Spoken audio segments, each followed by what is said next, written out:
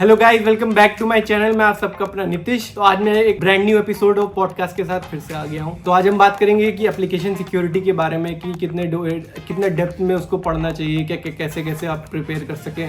And इसके अलावा भी लाइक डिफरेंट डोमेन्स के बारे में, कौन सी कंपनीज़ में किस माइंडसेट के साथ कंपनीज वर्क करती हैं, like product based, service based companies, उसके भी।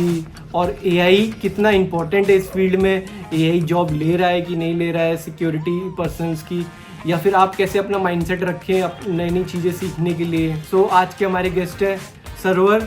तो आप इनकी जर्नी के बारे में जानेंगे। डिफरेंट ऑर्गेनाइजेशन में काम कर रखे हैं, तो currently is working as a security application security engineer और एट सेलफोर्स। तो आज हम इनकी जर्नी के बारे में जानेंगे।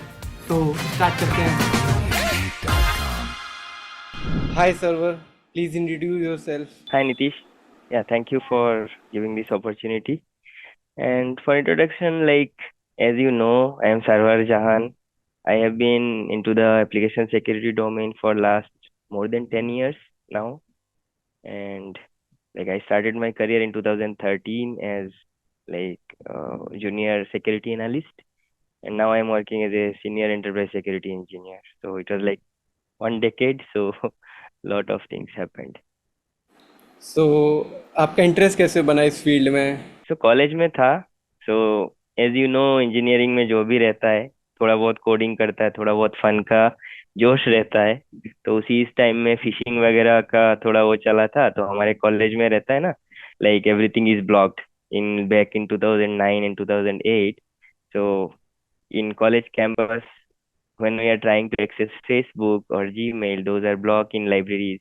So we used proxy, and then I also created phishing pages and sent out to my friends saying that it is still we are able to log into Gmail or Facebook from college network, but those are phishing pages.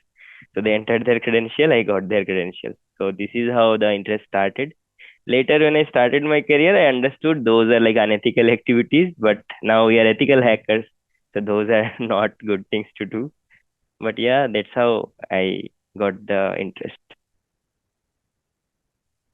Then कुछ college life के बारे में बताइए। आपने college कहाँ से करा, क्या क्या पढ़ा उसमें? बैकग्राउंड से बताता हूँ। मैं त्रिपुरा करके एक जगह है, नॉर्थ ईस्ट में एक स्टेट है, वहां से बिलोंग करता हूँ। तो वहाँ पे क्या है, आज भी ब्रॉडबैंड कनेक्शन नहीं है मेरे विलेज में। It is a remote interior village and there is no broadband, और इवन हमारा मोबाइल नेटवर्क अच्छे से नहीं चलता because it is border area.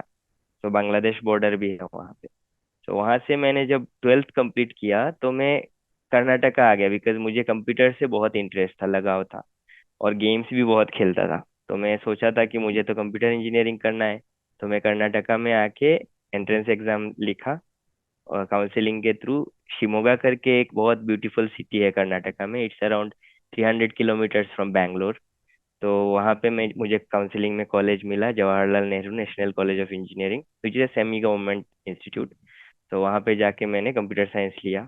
तो एज यू नो कि मैं वहाँ, मेरा मदर टंग बंगाली है, और मैं टोटली डिफरेंट साउथ में आ गया जहाँ पे सब लोग कन्नड़ा बात करते हैं। तो वो तो स्टार्टिंग में ही एक चैलेंजिंग फैक्टर था कि लैंग्वेज बैरियर कैसे वो करना है। तो मैं सीख गया थोड़ा बहुत कन्नड़ा, क्योंकि हॉस्टल में लोकल फ्रेंड सारे कन्नड़ा ही थे, कन्नडिगा थे। तो I learn Kannada. And then college में तो बहुत फन हुआ because I was only one from my northeast and another guy was from Assam, Guwahati. So we were two in my batch from that region, and it was fun. Lot of things we learned. We did lot of things together. Like जो होता है ना, young age में हम लोग जाके, हमारे next college के नेक्स्ट में एक और एग्रीकल्चर कॉलेज था, तो हम वहां से जाके मैंगोज वगैरह और जैक फ्रूट बहुत चुरा के खाए हैं भाई। So those are the fun activities we did. तो उसके बाद आपकी जॉब कहाँ पे लगी, लाइक इंटरव्यू कैसे हुआ वहाँ आपका, कुछ उसके बारे में बताएं। थ्रू दिस पॉडकास्ट मैं आपके व्यूअर्स को एक और चीज बताना चाहता हूँ, जो मेरे लाइफ से लेसन लर्न था। कि हमारे इंडिया में क्या होता है कि एजुकेशन सिस्टम थोड़ा गड़बड़ है। फॉर एग्जाम्पल, यहाँ पे आपको अगर जॉब चाहिए तो you must have a degree. लेकिन अगर आप बाहर देखो, यूएस में या यूरोपियन कंट्रीज में, वहाँ पे नॉन टेक्निकल डिग्री वाले भी माइक्रोसॉफ्ट, एप्पल, गूगल में जॉब करते हैं. They are open, like if you have talent you will get a job. But in India even if you have very good talent but आपके पास अगर degree नहीं है तो जॉब मिलना बहुत ही मुश्किल है. और आजकल तो आपको जैसे पता ही है, रिसेशन चल रहा है, जॉब मार्केट बहुत डाउन है. Now coming back to my thing, my personal experience, मैं जब कॉलेज में था इंजीनियरिंग तो मैंने बहुत अच्छे से कर लिया, क्योंकि मुझे इंटरेस्ट था ना कंप्यूटर साइंस में, तो स्कोर तो अच्छा किया. बट मेरा ट्वेल्थ में स्कोर उतना अच्छा नहीं था. लाइक वो जो ट्वेल्थ फेल मूवी देखे हो ना, जो वन अटेम्प्ट में नहीं कर पाया था, फिर खुद से बहुत मुश्किल से किया था. लेकिन मेरा प्रॉब्लम था, मैंने टेंथ बंगाली मीडियम से किया था और इलेवन ट्वेल्थ हो गया सडनली इंग्लिश मीडियम. तो मुझे वहां पे थोड़ा स्ट्रगल हो गया. मुझे दो अटेम्प्ट में ट्वेल्थ कंप्लीट किया था एंड मुझे ट्वेल्थ में 60% नहीं थे. बट कर्नाटका का यही ब्यूटीफुल एंट्रेंस एग्जाम है कि आपको अगर वो स्पेसिफिक टोटल परसेंटेज नहीं देखते हो, वो फिजिक्स केमिस्ट्री एंड मैथ्स ही देखते हैं. एंड उसमें अगर आपका स्कोर है और आप अगर इधर एंट्रेंस क्लियर कर लेते हो तो you are open for sitting into counselling and get a good college. तो उस हिसाब से मुझे तो कॉलेज मिल गया. बट मेन चैलेंजिंग फैक्टर आया जब मैं फाइनल ईयर में आया, सेवेंथ सेमेस्टर में. तो उस समय क्या हुआ कि all the companies which were coming to my college for campus drive, they had set criteria कि you must have 70% और 60% in 10th 12th and engineering. तो उसमें तो मैं 10th और इंजीनियरिंग तो मेरा हो जा रहा था, because I had distinction in both 10th and engineering. But twelfth में मेरा नहीं था ना, तो I was not eligible to sit for any companies for campus drive. But still मैं एक कंपनी में बैठ गया. बैठ के मैंने इंटरव्यू सब कुछ क्लियर भी कर लिया. करके जाके जब फाइनल पीआई राउंड में ऑफर मिलने वाला है, तो वहां जाके मैंने बोल दिया कि मुझे ट्वेल्थ में नहीं है परसेंटेज. तो उन्होंने उस वजह से मुझे, even though I scored very good in their interview, aptitude round, सारे राउंड क्लियर कर लिए, लेकिन वहां जाके वो मैंने बोल दिया पीआई में, तो मुझे उन्होंने नहीं लिया. फाइनल ऑफर मुझे नहीं दिया. मुझे लेकिन बहुत एक्सपेक्टेशन था कि मुझे शायद हो जाएगा ऑफर, क्योंकि जो पर्सनल इंटरव्यूअर था उन्होंने कहा नहीं नहीं नहीं, हम लोग नहीं देखते हैं ये सब percentage and all. But final नाम अनाउंसमेंट में मेरा नाम नहीं था, सो आई गॉट शॉक्ड. उसके बाद एक कंपनी आया बैंगलोर बेस्ड था, स्पैन इन्फोटेक करके, which has only criteria of engineering. They wanted only 60% in engineering. So मैं डिस्टिंक्शन था तो मैं बैठा, सारे राउंड क्लियर हो गया, मुझे फर्स्ट जॉब मिल गया. तो I am very thankful to that those kind of companies which in India which consider your engineering course or technical degree, technical expertise instead of looking back at your like 12th or 10th scores. तो वहां पे मुझे first job मिला था, which was like a 12 years old company and then it acquired by one European big company. And वहां से मुझे बहुत कुछ सीखने को मिला, because from beginning I was into application security in that company. And मुझे ऑन साइट अपॉर्चुनिटीज भी मिला. मैं नॉर्वे गया था ऑन साइट करने के लिए. बहुत सारे Norwegian clients, banks and wifi, सब कुछ डिफरेंट टाइप ऑफ क्लाइंट्स के वहां जाके मैंने पूरा पेन टेस्ट, कोड रिव्यू सब कुछ किया था. सो those are like very very much learning phase for me and I am really thankful for that company to give me that opportunity. तो आपको इंटरव्यू में क्या पूछा गया था? लाइक आपने पहला इंटरव्यू दिया, कंपनी ने आपसे क्या पूछा, कुछ आप बता पाए? हमारे यहाँ फिर से वही है, स्ट्रक्चर वाइज स्ट्रक्चर्ड क्वेश्चन रहता है ना. लाइक पहले होता है आपका एक टेस्ट होगा, aptitude round, basic MCQ type questions रहेंगे. तो उसमें तो जो एप्टीट्यूड में जैसा रहता है वैसा. ग्रुप डिस्कशन था उसके बाद. जो ग्रुप डिस्कशन में टॉपिक दिया गया था, मुझे आज भी याद है. मैं उतना क्रिकेट फॉलो नहीं करता, बट मेरा जो ग्रुप था डिस्कशन में, उसमें क्वेश्चन था कि इंडियन क्रिकेट टीम में जो सीनियर प्लेयर्स है और जो जूनियर न्यू प्लेयर्स है, तो उनमें सीनियर्स को हटा के जूनियर्स को चांस देना चाहिए या नहीं. तो जितने लोग थे ग्रुप में, 10 लोगों का ग्रुप था ना, 9 लोग सबको पूरा सारे प्लेयर्स के नाम पता है. और मैं बैठ के ऐसे देख रहा हूँ, मुझे तो एक भी प्लेयर्स के नाम नहीं पता, क्योंकि मैं पहले पहले क्रिकेट देखता था, लेकिन बाद में जब आईपीएल वगैरह आया तो I lost interest because of other reasons, you know. बहुत सारे हो जाते हैं. पहले वर्ल्ड कप आता था तो बैठ के देखते थे, लेकिन आईपीएल के बाद से तो बहुत ज्यादा, एक टीम भी नहीं है, सारे कंबाइंड हो गए थे, तो मैं देखना छोड़ दिया. तो मुझे किसी प्लेयर के बारे में कुछ नहीं पता, मैं चुपचाप सुन रहा था. तो सब अपना अपना आर्गुमेंट देते रह गए. मैं बस लास्ट में क्लोजिंग स्टेटमेंट दिया था कि सीनियर जूनियर ना देख के जो भी प्लेयर फॉर्म पे है, अल्टीमेटली हम लोग को एज ए टीम जीतना है. तो जो भी प्लेयर फॉर्म में है, इरेस्पेक्टिव ऑफ देयर एज और देयर सीनियरिटी और जूनियरिटी, गिव देम चांस, ताकि अल्टीमेटली हम रीच कर ले अपना गोल की as a country we have to win. तो उसके वजह से मेरा वो जीडी तो निकल गया, ग्रुप डिस्कशन हो गया. फिर मुझे टेक्निकल राउंड में कुछ प्रोग्रामिंग पूछा गया था, जो बेसिक्स यहाँ अभी भी आज भी वही स्ट्रक्चर है।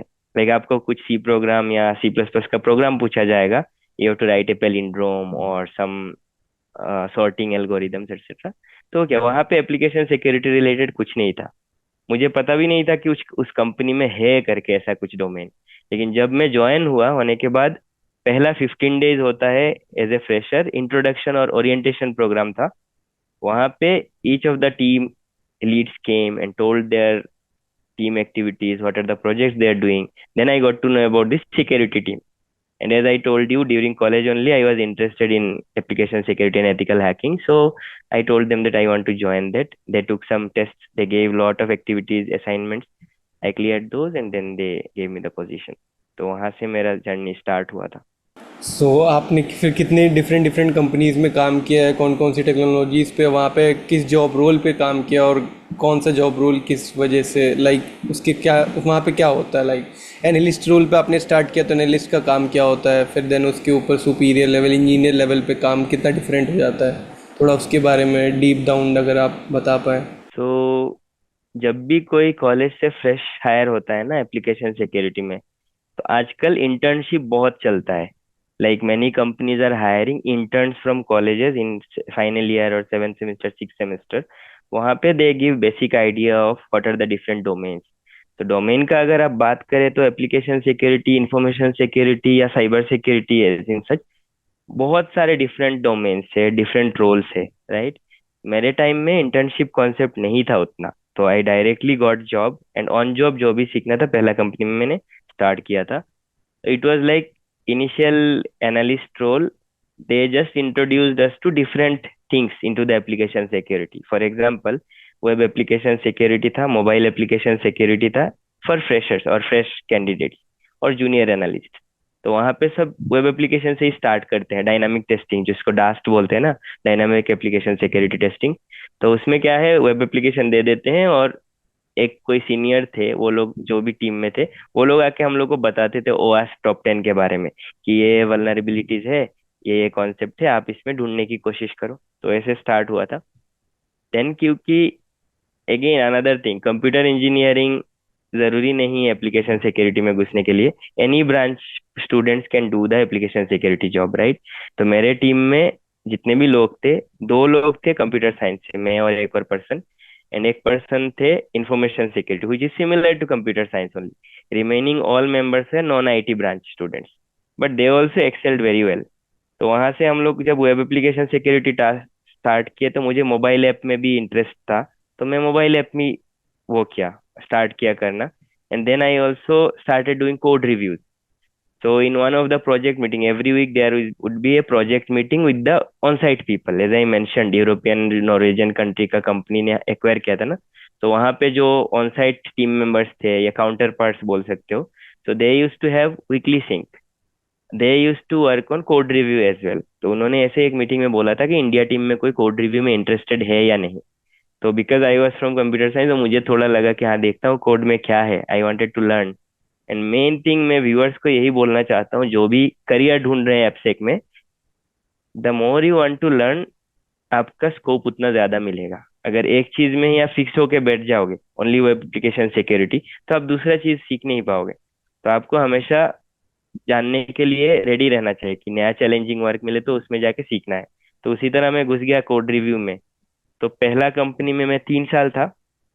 पहले था ट्रेनी, उसके बाद हुआ कि एसोसिएट सिक्योरिटी इंजीनियर, फिर सिक्योरिटी इंजीनियर 1, सिक्योरिटी इंजीनियर 2। हर साल में एक प्रमोशन होते रहते थे। तो जैसे जैसे प्रमोट होते गया, वैसे वैसे जॉब बढ़ता गया टास्क। पहले सिर्फ वेब एप्लीकेशन, फिर मोबाइल एप्लीकेशन, फिर web application, mobile application, code review. उसके बाद I started doing IoT testing. उसके बाद जब ऑन साइट गया था वहां पे तो वाईफाई टेस्टिंग भी किया था। तो बहुत सारे डिफरेंट प्रोजेक्ट नेम वगैरह मेंशन नहीं कर सकता बिकॉज ऑफ कॉन्फिडेंशियलिटी, बट वैसे ही आपका स्कोप बढ़ते रहता है। एग्जाम्पल दे के आप अगर समझाना चाहें कि एप्लीकेशन सिक्योरिटी कितनी डिफरेंट है मोबाइल सिक्योर टेस्टिंग से या आईओटी डिवाइस टेस्टिंग से। हाँ, तो जब आप वेब एप्लीकेशन सिक्योरिटी बोलोगे, अगेन डिफरेंट डिफरेंट डोमेन्स आएंगे, right. For example like banking, financial application, then comes your e-commerce application, तो उस तरह से अलग डोमेन के वेब एप्लीकेशन भी आएंगे, सिमिलर एप्लीकेशन के मोबाइल वर्जन भी होते हैं। Now major difference between a web application and mobile application is, web application में majority of the logics and पूरा लॉजिक जो है वो बैकएंड में ही सर्वर साइड में रहता है। जो वेब एप्लीकेशन में हम फ्रंट एंड में सिर्फ हमारा यूआई है, राइट। तो हम लोग बहुत सारे टूल्स यूज करते हैं, for example proxy tools, Burp Suite, सबको पता है, मतलब जो भी एप्लीकेशन सिक्योरिटी कर रहा है, ethical hackers as well as black hat hackers भी वही सब टूल यूज करते हैं, कॉमन फॉर ऑल। तो हम प्रॉक्सी टूल यूज करके रिक्वेस्ट रेस्पॉन्स को इंटरसेप्ट करते हैं, वेब एप्लीकेशन टेस्ट कर लेते हैं, बिजनेस लॉजिक देखते हैं एंड ओएस टॉप 10 देखते हैं। लेकिन जब मोबाइल एप्लीकेशन आता है उसमें क्या होता है, जो ऐप रहता है ना मोबाइल साइड में, बहुत सारे लॉजिक कॉन्फ़िगरेशन ऐप में ही रहते हैं, लाइक बाइनरी में कंपाइल्ड रहता है। For example if we consider Android application, तो अगर हम एंड्रॉयड एप्लीकेशन को उठाएंगे तो क्लाइंट साइड में ही बहुत सारे लॉजिक भी रहेंगे, बहुत सारे कॉन्फ़िगरेशन रहेंगे, बहुत कुछ रहता है क्लाइंट साइड में, एंड सर्वर साइड कंपोनेंट जो रहता है वो प्रोसेसिंग के लिए रहता है। बट वेब एप्लीकेशन में क्या है, ब्राउजर में जो हम ओपन करते हैं तो majority of the view only we are seeing from client side, actual like business logic everything happens on the server side. तो ये तो थोड़ा बहुत ऐसे ऑपरेशनल डिफरेंसेस है। Then when you come to like wireless network security, that is totally different domain. क्योंकि और उसके बाद और भी जब आगे बढ़ोगे, जैसे एक्सपीरियंस हो जाएगा, then you start doing threat model reviews, design reviews, architecture reviews. अलग अलग कंपनी में अलग अलग नाम बोलते हैं, राइट। तो जब वहां जाओगे तो it is little bit going shifting left, going backward. तो वेब एप्लीकेशन या मोबाइल एप्लीकेशन डायनामिक टेस्टिंग में already application is live, we just interact with the application run time and do testing. थोड़ा पीछे जाओ तो कोड रिव्यू, जहाँ पे हम लोग को रन टाइम या लाइव एप्लीकेशन नहीं है, कोड में हम रीड करते हैं, तो उसके लिए थोड़ा एक्सपर्टीज चाहिए प्रोग्रामिंग लैंग्वेजेस का। उससे और थोड़ा ज्यादा एक्सपीरियंस हो गया तो चलेगा डिजाइन रिव्यू में, when we see the architecture components, different things used, integrations, वहां पे जाके देखेंगे। तो ऐसे ऐसे कॉम्प्लेक्सिटी बढ़ जाएगा। तो फॉर फ्रेशर्स या बिगिनर्स के लिए तो यही सजेस्टेड है कि वेब एप्लीकेशन से स्टार्ट करें, उसके बाद मोबाइल एप्लीकेशन या वेब एप्लीकेशन का डायनामिक टेस्टिंग करें, then gradually as they start understanding the code, go to code review, then gradually go to design review, architecture review. Then आपने उसके बाद कौन सी कंपनी में स्विच किया, लाइक जब स्विच किया तो उस दौरान आपको कौन कौन से इंटरव्यू में क्वेश्चंस पूछे गए और कितना डिफरेंट था एज अ फ्रेशर इंटरव्यू और एज अ एक्सपीरियंस का इंटरव्यू? हाँ, तो फ्रेशर का ये बहुत इंटरेस्टिंग क्वेश्चन है। तो मैं आपको बताता हूँ, लाइक फ्रेशर के लिए जब पहले मेरे टाइम में, लाइक बैक इन 2012 और 13, उस टाइम पे फ्रेशर को एक स्टैंडर्ड क्वेश्चंस पूछे जाते थे। Interviewers will first take like written test, then aptitude round, group discussion to see if the person is able to explain or not, and then PI round में programming पूछते थे खाली। But अभी का वो टोटली डिफरेंट हो गया interview process. Now क्या होता है, इंटरव्यू में अगर application specific, like application security specific role है, तो people start looking into your mindset, आपका सिक्योरिटी माइंडसेट है या नहीं। Even when I take interviews I see if the candidate is able to think like a hacker और not.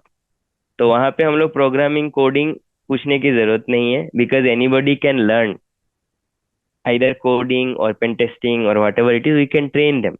But if mindset is not there, it will be difficult to train them.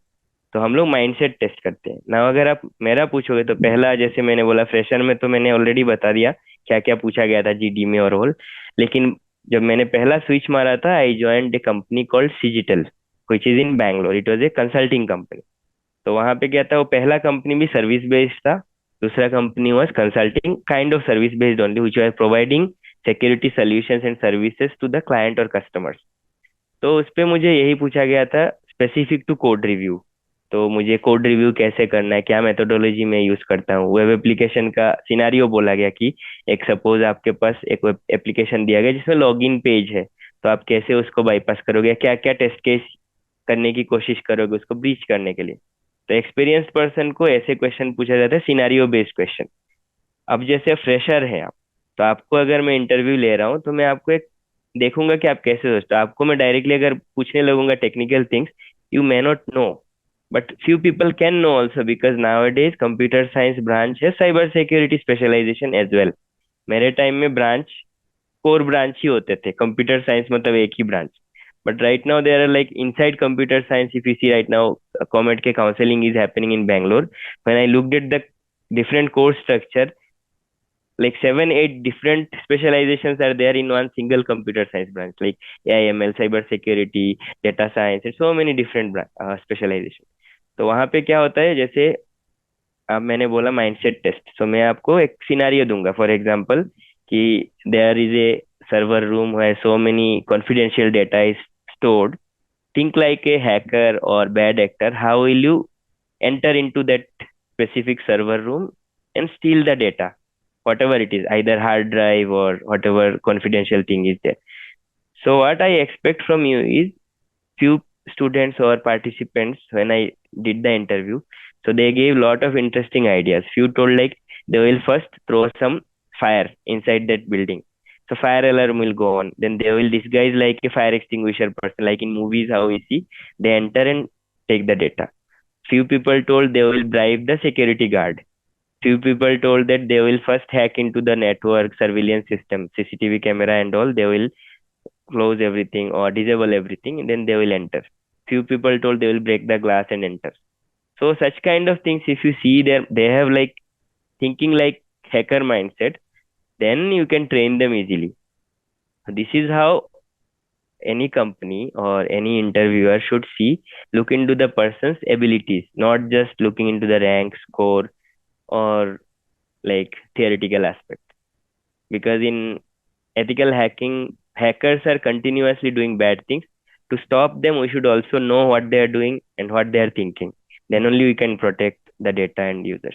Then आपने जो company join करी वहाँ पे क्या क्या काम किया, ऐसा किस रोल पे आप ज्वाइन हुए, और कितना डिफरेंट था जो लाइक कंसल्टिंग कंपनी में काम करना ऐसे सर्विस बेस्ड कंपनी से स्विच करके? हाँ, तो अभी तो मैं एक और इंटरेस्टिंग एंड बहुत नाइस क्वेश्चन पूछा आपने, कुछ like we have to spread this awareness among the freshers now, because there are a lot of people who want to join cyber security, but it is very confusing because there are so many different branches, right? So I'll go step by like step the company different. Two company भी different करता है. Like अगर आप consulting में Correct, तो आपका security का position है बट रोल अलग है. आप सर्विस में, आप correct, प्रोडक्ट बेस्ड कंपनी में तो वहाँ पे अलग काम करना है, तो थोड़ा आप डिफरेंशिएट कर पाएँ. करेक्ट. तो सर्विस बेस्ड कंपनी का मेजर थिंग है कि वो लोग जस्ट रिजल्ट पे ओरिएंटेड रहते हैं. Like a new customer comes, they give the application, whatever scope it is web application, mobile application, code review.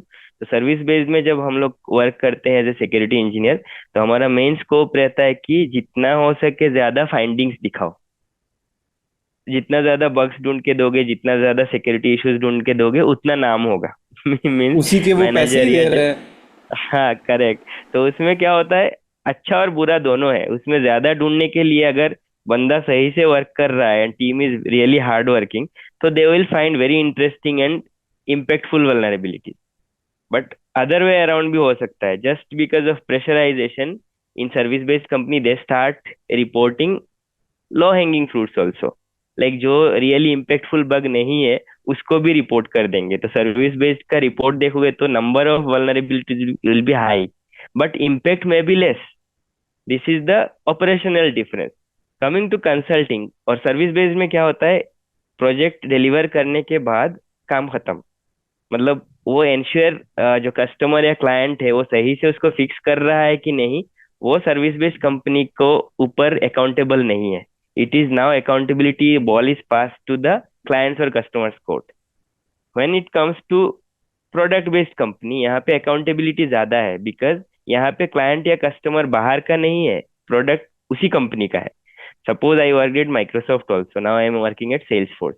तो यहाँ पे बोथ आर प्रोडक्ट बेस्ड कंपनीज. तो हम लोग क्या करते हैं, इंटरनल सिक्योरिटी इंजीनियर्स है, तो हम लोगों को अपने ही कंपनी के जो प्रोडक्ट्स है उसको सिक्योर करना है ना. तो वी कांट लूज समथिंग और लीव समथिंग. तो हम लोग को जो भी आइडेंटिफाई करेंगे लो हैंगिंग को, हम जो इम्पैक्टफुल नहीं है वो हम स्किप भी करेंगे तो चलेगा. But we have to give more importance into impactful bug and which will be resulting in serious threats in future. and also we will be closely working with the product teams or engineering teams to get it closure. तो हम लोग ऐसे ही कुछ, ऐसा नहीं है यहाँ पे बॉल इधर उधर भागने की जरूरत नहीं है, everyone in the same company only, तो we work closely to and the vulnerabilities और वट एवर बग्स है वो सब फिक्स कराएंगे. बट सर्विस बेस्ड में क्या होता है, इवन दो अगर क्लाइंट क्लाइंट या कस्टमर बोलेगा कि हम लोग ये फिक्स नहीं कर पाएंगे, तो वो लोग जस्ट एक रिटर्न लेटर ले लेंगे कि आप लोग बोल दो कि you accept the risk and then leave us. हमने तो ढूंढ के दे दिया, आपने फिक्स किया कि नहीं वो आप पे ऊपर है, वो सर्विस बेस्ड का मॉडल है. And we also have to agree, they can not keep on chasing the customers. Money भी आ गया, प्रोजेक्ट खत्म हो गया, अब क्या उनको कुछ अकाउंटेबिलिटी नहीं है. बट हमारे यहाँ हम लोग इंटरनल है प्रोडक्ट बेस में, तो हम लोगों को सब कुछ इंश्योर करना है कि ये है ऑपरेशनल डिफरेंस.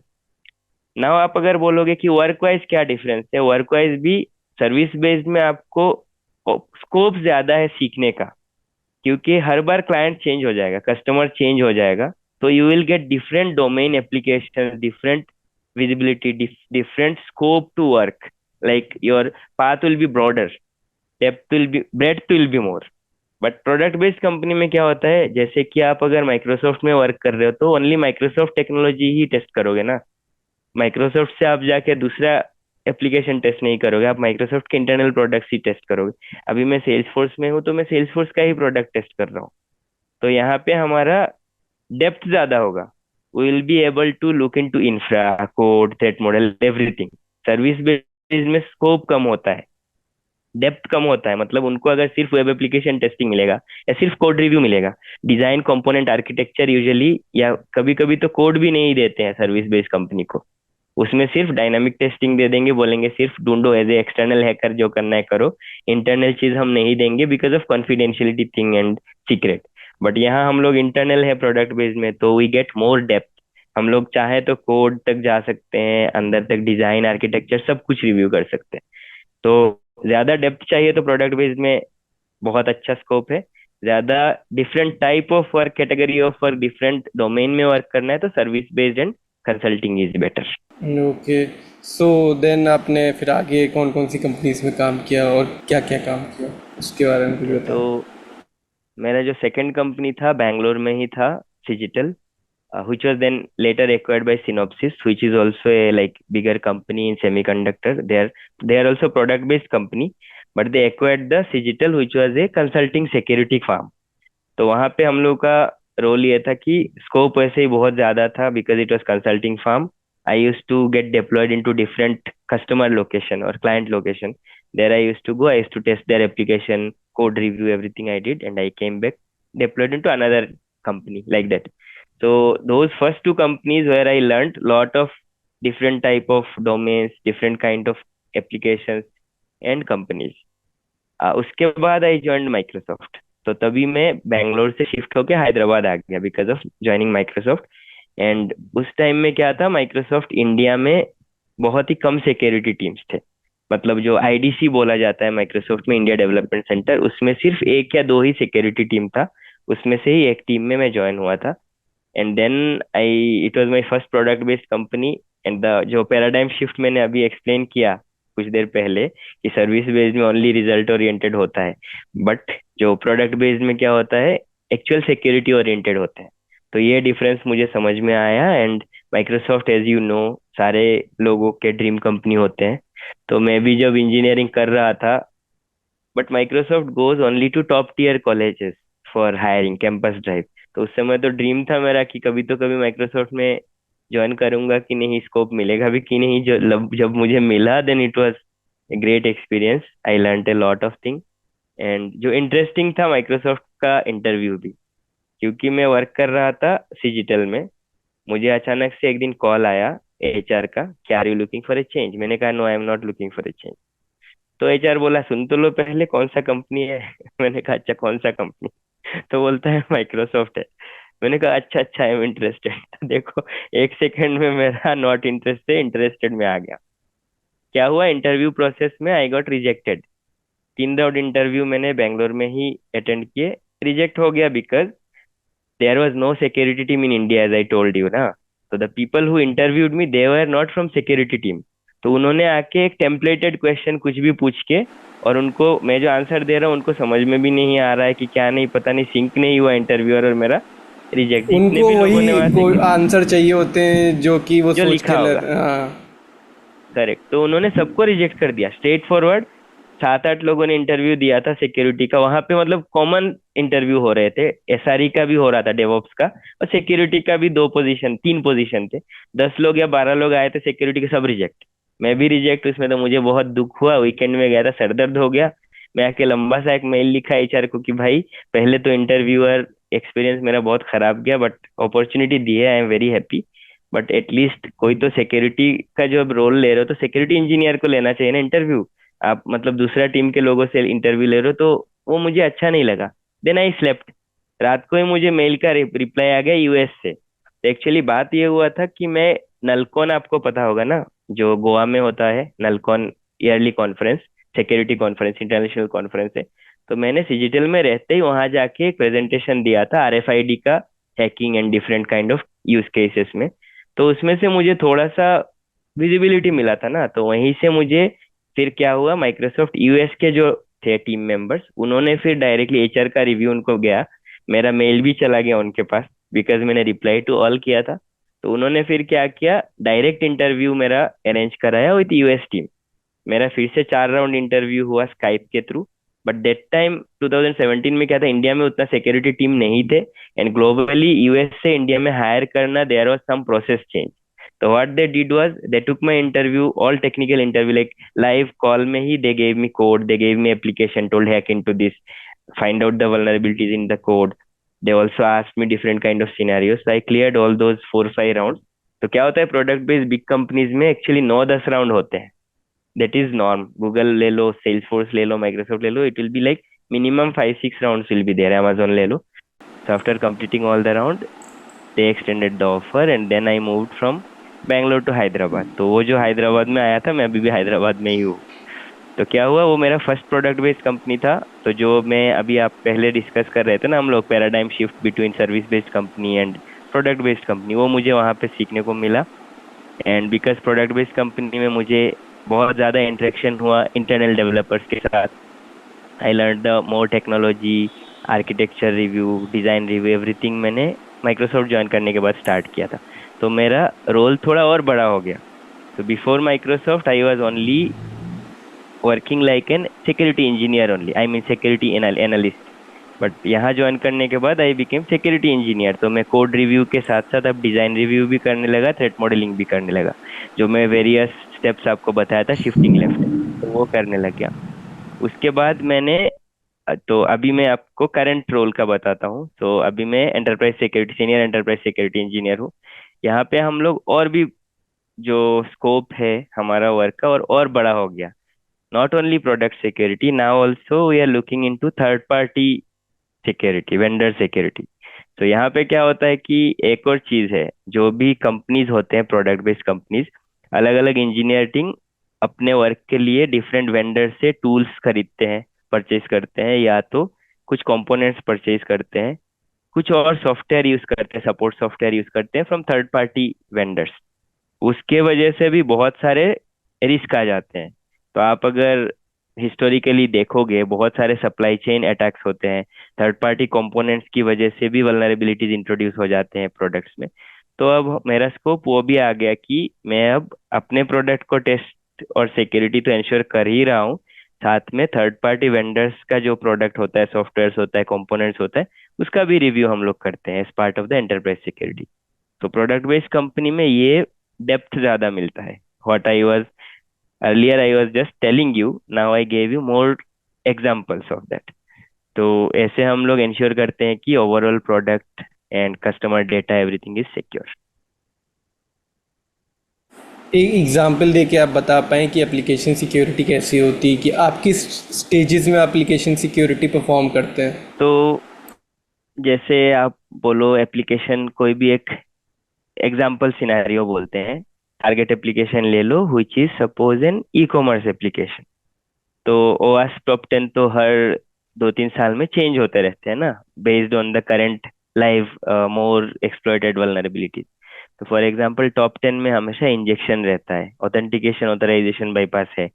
तो what we will see is like the application में we will see the authentication related part, because If in any application, if authentication mechanism is compromised, hackers will be easily able to take over accounts of the users of that application. तो पहले तो हम लोग authentication देखेंगे. Authentication जब secured हो जाएगा then authorization check करेंगे. बिकॉज सपोज कोई एप्लीकेशन है जिसमें open to registration, anyone can register, suppose a social media account.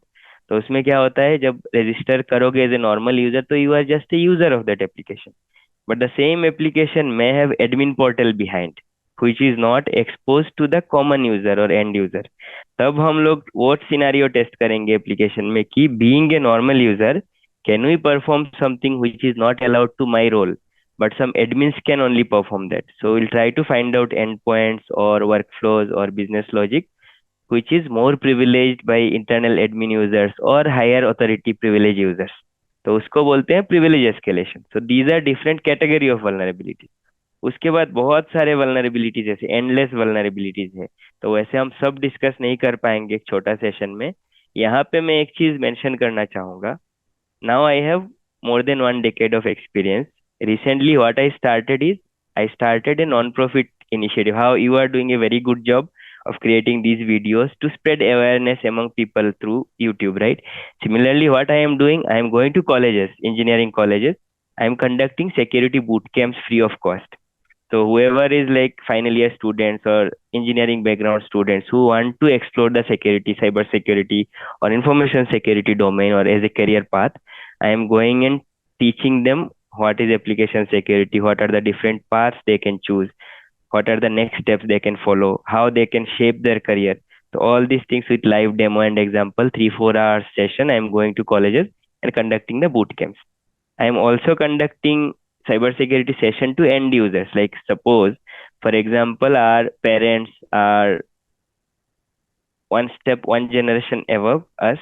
So they are also using all the technologies like mobile hai, mobile mein Google Pay, Phone Pay, all kind of apps are there. So they are using those, but they may not be aware of all the security complexities and vulnerabilities. So I am also conducting cybersecurity awareness session to people who are not working in any tech companies, who are normal end users, but they also are victim of cyber crimes.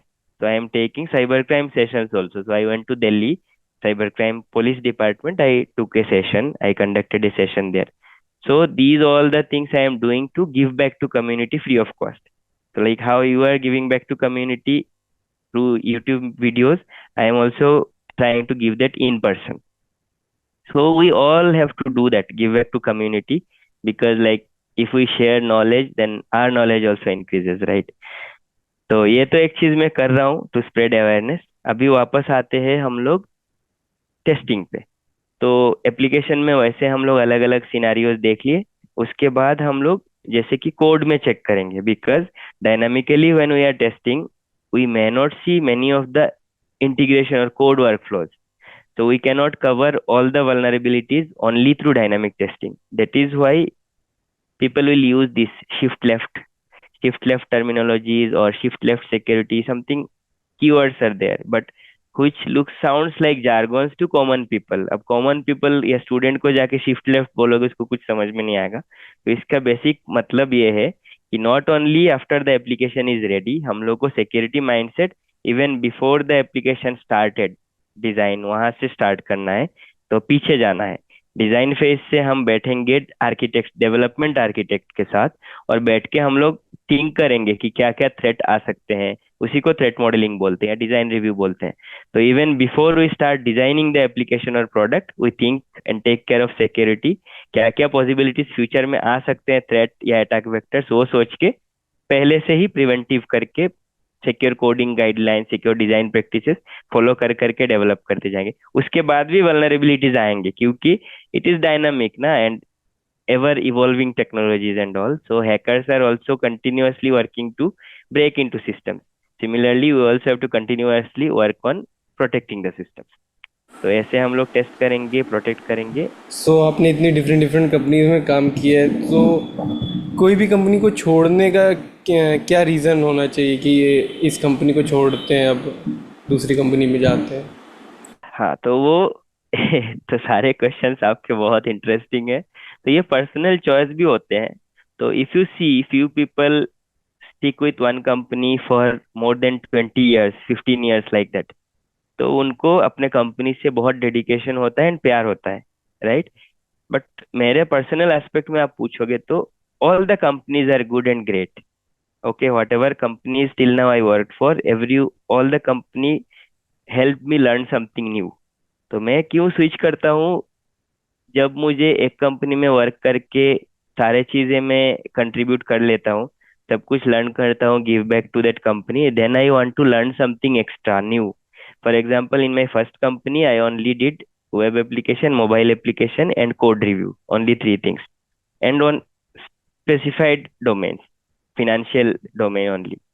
Next company में मैं जाके consulting role में गया तो मेरा और scope बढ़ गया, डेप्थ ब्रेड्थ बढ़ गया, राइट? डिफरेंट क्लाइंट लोकेशन में जा रहा था, ऑन साइट अपॉर्चुनिटी भी मिला, करियर ग्रोथ भी हुआ. माइक्रोसॉफ्ट में आया तो टोटली मुझे प्रोडक्ट बेस्ड का एक्सपीरियंस मिला, एक्सपोजर मिला. तो वैसे ही मैं जब सीख के कंट्रीब्यूट करके जो मुझे लगता है कि मुझे और भी अपना एस्पिरेशन के हिसाब से और ज्यादा सीखना है, ज्यादा कंट्रीब्यूट करना है, ज्यादा इम्पेक्टफुल वर्क करना है जो मैं अभी कर रहा हूँ, तब मैं एक दूसरा कंपनी में ढूंढता हूँ जहाँ पे मुझे कुछ नया सीखने को मिले. और वहां जाके मैं वहां पे बहुत कुछ दिन रह के, लाइक 2 years 3 years, जब तक मैं देखता हूँ कि और सीखने का स्कोप है वहां पे, उतना सीख के उसके बाद मैं दूसरा जगह स्विच करता हूँ. Okay, that's great. सो मतलब आप जब स्विच करते हैं तो कंपनी में क्या देखते हैं कि कोई भी कंपनी को, लाइक किसी के पास 4-5 कंपनी के ऑफ़र है तो कंपनी में क्या देखे कि इस कंपनी में मुझे जाना चाहिए? एक बार ये आप बता तो पाएँ. हाँ, एक और चीज, अगेन पर्सनल चॉइसेस रहते हैं ना. कुछ लोग आप देखोगे लिंक्डइन में या सोशल मीडिया में डालते हैं कि I got offer from Microsoft, Google, Facebook, amazon, but I selected Google, something like that. तो I don't go by that like सबकी तो माइंडसेट. ये ड्रीम कंपनी नहीं हाँ, मिलती है, बट हाँ, इन हाँ. जनरल की अगर किसी के नहीं, नहीं, पास मैं वही बोल ऑप्शंस. रहा हूँ. तो ये पर्सनल चॉइसेस होते हैं. जैसे मैं जब सोचता हूँ मुझे चेंज करना है, तो मैं चेंज करता हूँ. मैं कभी भी अपना रेजिग्नेशन वापस नहीं लेता. तो कुछ लोग क्या करते हैं, रिजाइन कर देते हैं, ऑफर लेते हैं बाहर, लेकिन फिर उसी कंपनी में स्टे बैक कर जाते हैं ज्यादा सैलरी लेके. Again it is personal choice, I am not blaming anyone और एनीथिंग. सबका अपना अपना थॉट प्रोसेस. मैं अपना बताता हूँ. मैं जब एक कंपनी में वर्क करके वहां पे सब कंट्रीब्यूट करके मैं जब सोचता हूँ कि नहीं मुझे कुछ और करना है या कुछ, ये थॉट जब मेरे माइंड में आ जाता है और मैं एक बार डिसाइड कर लेता हूँ, तो मैं स्विच कर ही लेता हूँ. मैं वहां पे फिर किसी भी हालत में रुकता नहीं हूँ. ज्यादा पैसा भी दे दें, ज्यादा कॉम्पिटिशन, फिर भी मैं नहीं रुकूंगा. क्योंकि मुझे अपना करियर ग्रो करना है. Not salary is not my career growth. Learning new things is my career growth. पहला प्रियोरिटी है मेरा. दूसरा है, मुझे एक बार ऑफर मिल गया ना एक कंपनी में, तो मैं उसी में ज्वाइन करता हूँ. I stay loyal with the offer, I don't go and get multiple offers. तो मैंने अब तक जितने भी स्विच किया है ना, सिंगल ऑफर में ही मैंने स्विच किया है. हाँ, एक जगह पे मैंने 2 ऑफर लिया था, क्योंकि जो पहला ऑफर मिला था, मैं ऑफर मिलने के बाद I resigned, I was serving notice. Then that company revoked my offer because lockdown आ गया. So they had got huge impact on because of the lockdown, and they have cut all the rolled out offers. तो मेरा offer ही हाथ से चला गया. Then I got another offer and join. तो वो एक ही बार मेरे साथ हुआ था when I had tried for another offer. But usually मैं क्या करता हूँ, एक बार मैं एक ऑफर ले लेता हूँ तो उसी में ज्वाइन करता हूँ. Now your question, coming to your question, how I select the company. तो मैं पहले देखता हूँ जैसे मुझे क्या सीखना है नेक्स्ट. तो जैसे फॉर एग्जाम्पल मेरे last company was a startup. तो वहां पे मुझे स्टार्टअप में भी बहुत एक्सपोजर मिलता है, बिकॉज स्टार्टअप का हमने छोड़ दिया था पहले डिस्कशन में कि difference between service based and product based खाली बात किए थे हमने. अब startup will be a product based और it can be a service based also. But thing is like in startup when any company is building, in general क्या होता है, startup things like only delivering the outcome product. So they only start building because it is a scratch product na. So they build so fast to meet the requirement of a client or prospect customers. And most of the time क्या होता है, security को mindset में नहीं रखते हैं. तो startup में अगर आप जाओ तो name any vulnerability, will get that vulnerability in those products. तो वो होता है स्टार्टअप का फायदा कि आपको अगर बहुत सारे चीजें वल्नरेबल थिंग करना है, वल्नरेबिलिटीज ढूंढना है, एक्सप्लॉइट करना है, then startup is the best place to go. And वहां जाने के बाद क्या होता है, वर्क प्रेशर बहुत ज्यादा रहता है. अगर आपको वर्क लाइफ बैलेंस चाहिए, तो अगेन मैं जनरलाइज नहीं करूंगा, बट प्रोडक्ट बेस्ड में वर्क लाइफ बैलेंस बेटर रहता है as compare to service based and startup. Because वहां पे प्रेशर अलग लेवल के रहेंगे, कस्टमर ऊपर से करते रहेगा एंड क्लाइंट मैनेजर जो रहेगा he will put pressure. But product base में क्या है, वी आर ऑल इंटरनल ना, तो हम लोग के पास टाइम रहता है रिसर्च करने का, giving back to community, and also doing more research to find more impactful bugs. And यहाँ पे क्या होता है, आज हमने एक एंगेजमेंट कंप्लीट किया, 1 ईयर बाद भी अगर हम लोग को लगा फिर से हम उसमें कुछ डिक करते हैं, we have that option. But service and startup में क्या होता है, वो एक बार प्रोजेक्ट कंप्लीट हो गया तो फिर नया एंगेजमेंट आया तभी करेंगे, नहीं एक तो बार नहीं डिलीवर करेंगे। हो बट गया यहाँ तो हम लोग, फिर क्लोज हो हाँ गया वो जी। खत्म। हाँ बट प्रोडक्ट बेस में हम लोग क्योंकि इंटरनल ही है, फिर से हम लोग को अचानक से कुछ नया वल्नरेबिलिटी आया मार्केट में, 0 डेज आया कुछ, तो हम लोग के पास वो अथॉरिटी रहता है कि फिर से जाके ऑलरेडी जो हम प्रोजेक्ट कर चुके हैं उसमें जाके फिर ढूंढेंगे तो और अच्छा है। बिकॉज यहाँ पे हमारा सिक्योरिटी फोकस असेसमेंट होता है, नॉट रिजल्ट फोकस। तो ये तो मैंने बता दिया कि मैं स्विच क्यों करता हूँ और कैसे डिसाइड करता हूँ। मेन पॉइंट है कि मैं एक ऑफर लेके दूसरा ऑफर नहीं ढूंढता, जहाँ मुझे एक कंपनी जो मेरा रिक्वायरमेंट मीट हो रहा है, जहाँ मुझे नया कुछ सीखने को मिलेगा, अच्छा इम्पेक्टफुल वर्क मिलेगा, then I stick with that. Okay okay.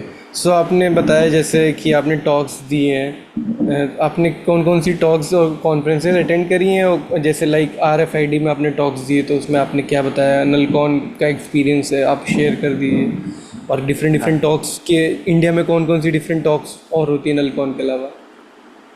तो इंडिया में तो जैसे पहले टाइम में सिर्फ बड़ा कॉन्फ्रेंस दो ही थे, नलकॉन एंड कुकॉन। कुकॉन केरला में होता है एंड नलकॉन गोवा में होता है। अभी के टाइम में तो बहुत सारे सिक्योरिटी मीटअप्स हो रहे हैं, like if you consider Bangalore, every month there are 6-7 different meetups happening. And Hyderabad में भी वैसे भी 2-3 होते हैं, नल मीट होता है monthly meetup, then the hackers meetup Delhi में भी हो रहा है, अभी रिसेंटली हुआ था 26 को। तो ऐसे बहुत सारे मीटअप्स हैं।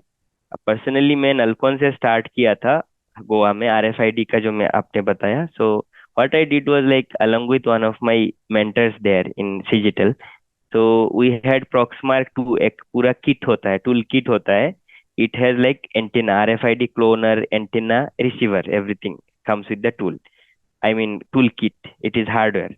तो उसमें क्या होता है, RFID जैसे हमारा एक्सेस कार्ड होता है, बैजेस होते हैं, रूम होटल रूम के कीज होते हैं ना, card, RFID card, fast tags. तो there are many RFID use cases. Cattle के देखोगे आप, कान में लगा हुआ रहता है RFID टैग्स, व्हीकल में RFID टैग्स रहता है for fast tag tolling system. Hotel के रूम, ऑफिसेज में एंट्री के access card, badges. Then previous time what happened was magnetic stripe card रहता था ATM और क्रेडिट कार्ड में। तो दोज वेर इनसिक्योर बिकॉज उसमें इनबिल्ट एन्क्रिप्शन नहीं होते थे। तो वो using those Proxmark tool we can clone the cards.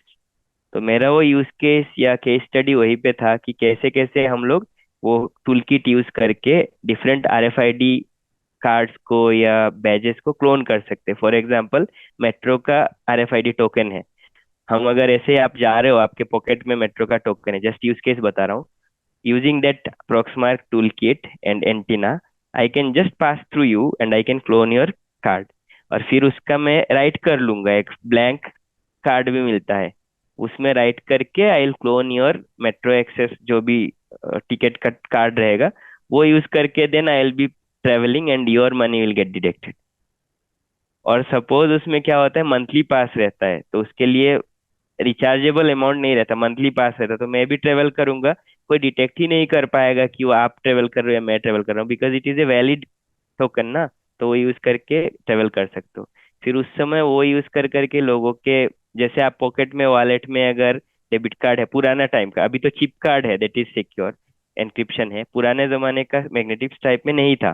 तो वो वर्म होल अटैक बोलते हैं उसको, जो लंबा सा कॉपर वायर डाल के उसको एंटीना जैसा बना के चेयर के नीचे डाल दिया, सपोज पब्लिक प्लेसेस में, if you sit on that chair, तो आपका पॉकेट में अगर वॉलेट है and I will be sitting on the same behind somewhere with my tool and laptop, I could clone your card and then I could use that. तो वैसे वो सब use cases था RFID हैकिंग में। तो right now वो बहुत पुराना था ना, 2017 में मैंने वो केस स्टडी किया था। अभी क्या होता है कि उसके वजह से बहुत सारे चिप एनेबल्ड कार्ड आते हैं, जो सिम कार्ड जैसा चिप रहेगा कार्ड्स में। ऑल्सो लाइक क्लास 3 जो RFID कार्ड से, वो सब, ये सब क्लोनिंग से ससेप्टेबल नहीं है। उसके बाद आता है RFID सिक्योर वॉलेट्स, जिसमें मैग्नेटिक वो लूप को ब्रेक करा हुआ रहता है, वॉलेट के अंदर अगर कार्ड रहा है तो उसको रीड नहीं कर पाएगा यूजिंग सच टूल किट्स। तो ये सब प्रोटेक्शन मैकेनिज्म है और वो सब यूज केसेस। ओके, सो आपने डिफरेंट डिफरेंट चैलेंजेस, जो like security professional different different challenges कौन से फेस करता है? आपने तो इतने साल काम किया है। बहुत सारे चैलेंजेस है, technical challenges, operational challenges and external challenges also. Technical challenges में क्या होता है, suppose when you are trying to implement some tool or external solution, security solution, तो इनिशियली और इवन फॉर टेस्टिंग पर्पस हम लोग क्या करते हैं, टेस्टिंग हमेशा लोअर एनवायरनमेंट में करते हैं। जो इंटरनल सिक्योरिटी एनालिस्ट इंजीनियर होता है, they don't go and test production environment, we do pre prod और test environment, right? But hackers are not coming and attacking your lower environment. They directly attack the production environment. तो ये हमारे में आज भी क्या है, ये जो एक मिसअंडरस्टैंडिंग है कि इंटरनल सिक्योरिटी इंजीनियर्स को प्रोडक्शन में टेस्ट करने का अथॉरिटी नहीं दिया जाता है। That is actually has to change, otherwise will not be able to give proper security. क्यों? बिकॉज जब हम इंटरनल या लोअर एनवायरनमेंट में करते हैं, it is kind of little different from the production system. Production में कुछ और एनवायरमेंटल इशू की वजह से, इंटीग्रेशन वजह से, hacker still can be able to exploit the vulnerability which we will not be able to, I mean, reproduce in the lower environment।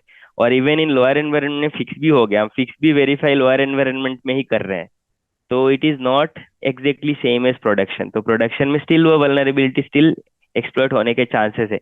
That is how even after so many reviews, so many security round of testing, still vulnerabilities are there in production, breach होते रहते हैं ना, इसी वजह से। ये हो गया टेक्निकल चैलेंज। अभी आते हैं ऑपरेशनल चैलेंज। बजट कभी कभी कंस्ट्रेंट होता है, बड़े कंपनी में नहीं होता है budget constraint, like bigger product based company budget will be there, but smaller company, startups और service based company, budget is a big constraint which is not technical constraint. Now suppose service based company, customer is giving a small amount for this pen test or engagement, तो obviously जो quality of outcome will also be less। अब वहां पे अगर कोई बहुत अच्छा बंदा बैठा हुआ है सिक्योरिटी इंजीनियर, वो बोलेगा नहीं नहीं, मैं बजट भाड़ में जाए, मुझे तो अच्छे से सिक्योरिटी करना है, then he will lose his time. उसको कम टाइम में एक्सपेक्टेशन रहेगा एंगेजमेंट कंप्लीट करके देना है एक दिन के अंदर। Now he can not cover everything, he can not give full coverage. तो ये कंस्टेंट चैलेंज आ जाता है बजट की वजह से। अब आते हैं सबसे इम्पोर्टेंट कंस्टेंट, जो सर्विस प्रोडक्ट बेस्ड कंपनी पे डिपेंड नहीं करता है, जो ह्यूमन कंस्ट्रेंट है, स्टेक होल्डर कंस्ट्रेंट। हम लोग तो अल्टीमेटली एक ह्यूमन के साथ ही वर्क कर रहे हैं ना, कस्टमर बोलो एक्सटर्नल हो इंटरनल हो, they are also human.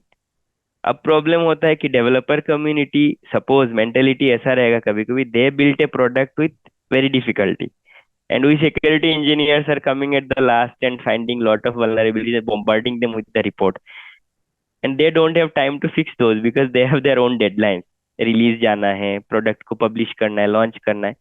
Then there is like human clash happens, unnecessarily clash happens, that is like totally external factor। वहां पे टेक्निकल चैलेंज भी नहीं है, बजट चैलेंज भी नहीं है, बट टाइमलाइन चैलेंज हो जा रहा है। तो ये भी एक बहुत बड़ा चैलेंजेस हम लोग फेस करते हैं, बट कैसे हम ओवरकम करते हैं वो भी बता देता हूँ। जो भी आना चाहते हैं साइबर सिक्योरिटी, इंफॉर्मेशन सिक्योरिटी में, वहाँ पे हम प्रॉपर कम्युनिकेशन करके ये चैलेंजेस को सॉल्व कर सकते हैं।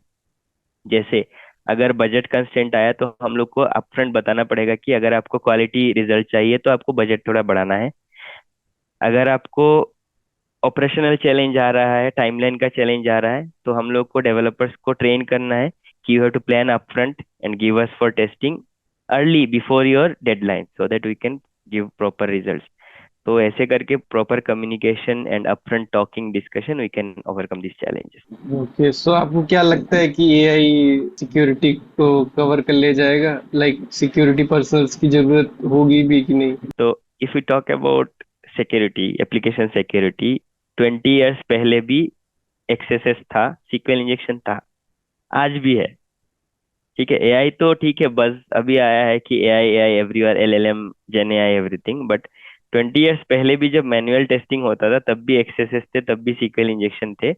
लास्ट 20 years में, 2 decades में बहुत सारे ऑटोमेशन आए, टूलिंग आए, अलग अलग स्कैनिंग टूल आया, स्टिल मैनुअल टेस्टर्स की जरूरत है, बिकॉज जो फंक्शनल वल्नरेबिलिटी होते हैं, लाइक इंटीग्रेशन की वजह से, बिजनेस लॉजिक की वजह से वो टूल्स डिटेक्ट नहीं कर पाते हैं। अभी एआई आते हैं, yes, LLM and AI, gen AI is very impactful and it is growing very fast, it is changing the dynamics, but thing क्या है ना, एआई में भी जो है वो अपना नॉलेज सेट से ही काम करता है। अगर एआई में जो आप ट्रेन कर रहे हो उसको, लैंग्वेज लर्निंग मॉडल है उसका, अगर जो आप दे रहे हो उसको नॉलेज, वो अगर सही से कोई आदमी मतलब ह्यूमन ही बना के देना है, तो if you see about few of the latest news or posts over social media, the few people told that there are engineers who are sitting and trying to work on like different kind of error cases, edge cases, to teach the LLM models कि these are all the edge cases, this scenario comes, you respond like this and all। तो वैसे ही क्या है security में, अगर वैसा अच्छे से ट्रेन नहीं किया गया तो एआई तो डायरेक्टली जॉब को इम्पेक्ट नहीं करेगा, लेकिन हाँ, security engineers who work only on fixed mindset, उनका जॉब चला जा सकता है, इम्पेक्ट हो सकता है। But the engineers who are doing lot of research, continuously learning new vulnerabilities to identify new way of exploiting something, उनका जॉब तो नहीं जाएगा मेरे हिसाब से। ओके, सो आप डिफरेंट डिफरेंट रिसोर्स कौन से फॉलो करते हैं नई नई चीज़ों को जानने के लिए, और लेटेस्ट न्यूज़ क्या चल रही है? तो एक तो इंसिडेंट्स वगैरह जानने के लिए द हैकर न्यूज़ है, और दूसरा है कि जैसे ये अलग अलग सिक्योरिटी मीटअप्स में जाते हैं तो देखते हैं कि जो इंडस्ट्री में अलग अलग कंपनीज में लोग रिसर्च कर रहे हैं वो क्या कर रहे हैं, we get to learn from them. For example, अब तक मेरे एक्सपीरियंस में मैंने हेल्थ केयर डिवाइसेस टेस्ट नहीं किया है, but I have few friends at Philips और G health care who do pen test on health care devices.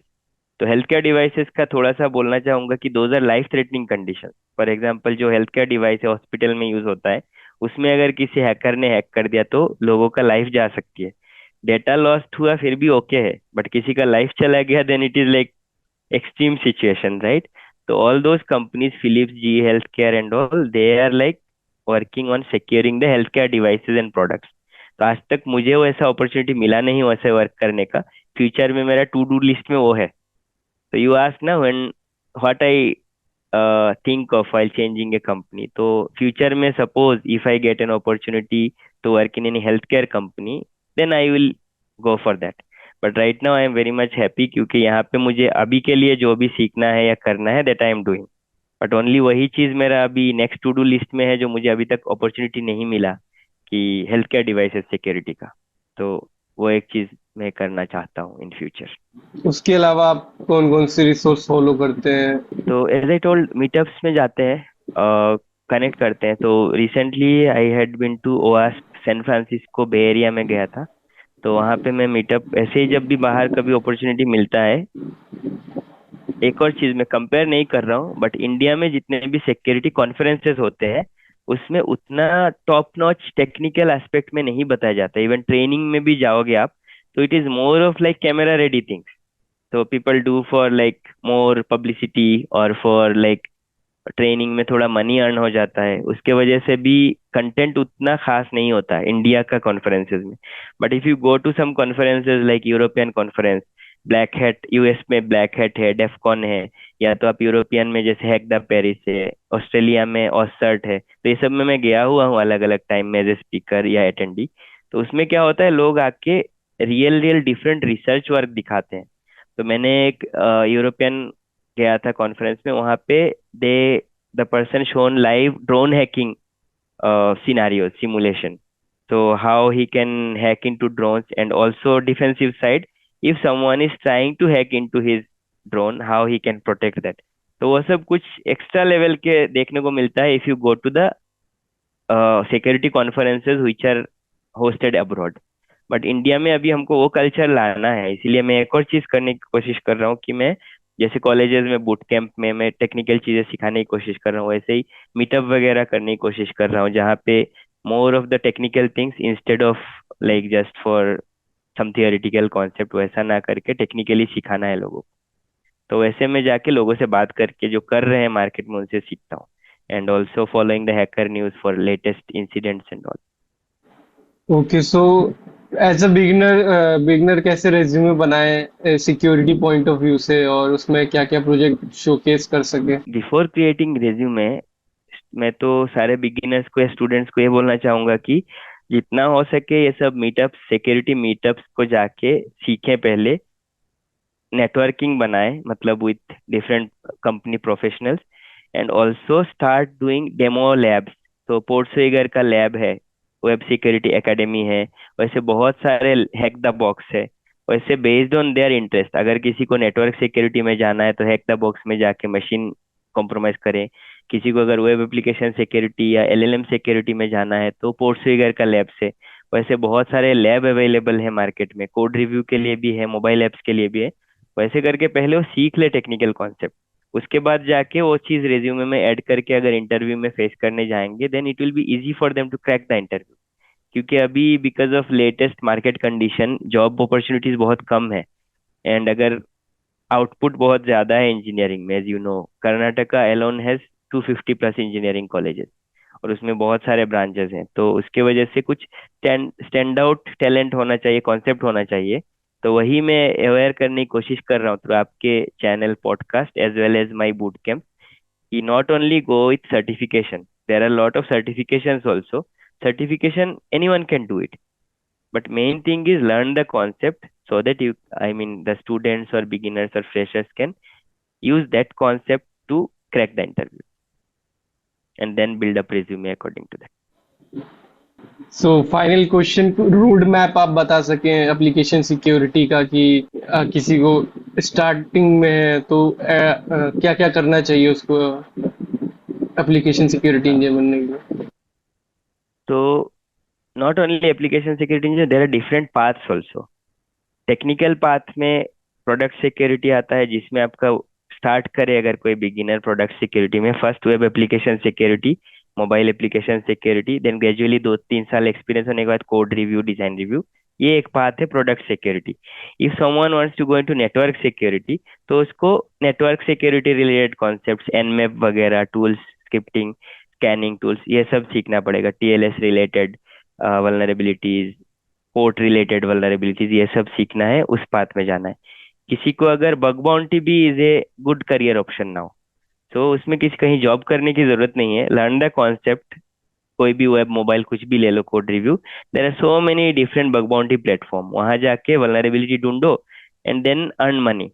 तो वहां पे क्या है, it is like money earning का एंडलेस स्कोप है, but it is not easy because there is lot of competition there. someone is lucky, they can earn up to 50, 60, $100,000। someone is not that much lucky, 6-7 months तक कुछ नहीं मिलेगा bug bounty में। So it is like high risk but high gain also. तो bug bounty is also another option. अब दूसरा option है cloud security. तो किस सब जगह अब क्लाउड सिक्योरिटी नहीं होता है। The companies who have cloud hosting, who are on cloud, उस सब कंपनी में अगर ज्वाइन करे तो cloud security is also an option to go career path. Then comes your people who don't want to break into system, suppose they don't want to really do technical hands on stuff, उनके लिए भी opportunity है cyber security में, technical program managers और project managers. They will know all the concept but they will not execute live. They will be bridge between the engineering teams and security teams, और they will run the security program itself. For example, managing bug bounty, onboarding external researchers, so the who do management। तो वो भी opportunity और option है as a career path. Without doing the technical hands on thing, they can manage things, project और program और people. So there are all these kind of different aspects, different thing, healthcare security, automated vehicle security. So all these different scopes are there. It's like person who wants to pursue a career in cyber security, first they have to explore different options, learn the concept and then get into it. Just because buzzword में आके cyber security hot market है घुस जाते हैं, वैसे करके घुसेंगे तो survive नहीं होगा, एआई खा जाएगा जॉब वहां पे। So they have to learn the concept, understand what they want to do, and then make the milestone, build the career, and then they can excel. Curiosity होनी चाहिए आपको हर चीज सीखने के लिए, Always अडेप्टिव भी learn रहना करना पड़ता है, है। हाँ। correct. जो आप भी कर रहे हो, you also know that because you are also into cyber security. I am also working for last couple of years. So we can't say like we know everything. People who say we know everything about security, they also know less. But even I know very little. I would say like I know very little drops of an ocean. Cyber security or information security or any domain, it is vast knowledge. So whatever we learn throughout our life, it will be less only. We can even learn something from a small 10th student. They may Yes. have come up with some security hacking mindset which we never experienced or we have not faced. तो उसको हम लोग को ऐसे हमेशा open mind रहना है. तो अगर एटीट्यूड लेके बैठ जाएंगे, अरे मैं 10 साल एक्सपीरियंस हुई है, जूनियर मुझे क्या बोल देगा, then I will not learn anything. So I have to be always open for ideas, and together we have to learn and share and grow. Thank you so much Sarvan, आपने इतना time दिया हमको और इतनी वैल्यूबल इंफॉर्मेशन शेयर करी. Thank you so much. Thank you so much to you as well because giving me this opportunity and the platform to tell or share my experience to people what I am doing like in person. But मैं in person तो पूरा country cover नहीं कर पा रहा हूँ. I am trying, but it is not possible also. मेरा personal health issue है, time है, constraint है. So through your channel and podcast, if I am able to reach to different region within country, outside country, then if even for one person, if we both are able to help, then we'll feel very much proud and good about that. So really thankful and appreciate what you are doing also. Thank you Thank you so so much. much. So I hope आप सबको हमारी आज की video काफ़ी informative and valuable लगी होगी, काफ़ी कुछ जानने को मिला होगा. सो अगर आपको हमारी वीडियोस पसंद आती हो तो हमारी वीडियोस को लाइक करें एंड शेयर करें अपने कलीग एंड फ्रेंड के साथ. और अगर आपको कोई क्वेश्चंस हो आज की वीडियोस में तो आप नीचे कमेंट करके पूछ सकते हैं. और मेरे से 1-to-1 सेशन करना हो तो नीचे टॉप मेट का लिंक दे रखा है और मैं सर्वर की लिंक लिंक्डइन की दे देता हूँ ताकि आप उससे भी जाके कनेक्ट कर सकें. सो तब तक के लिए stay happy and stay tuned.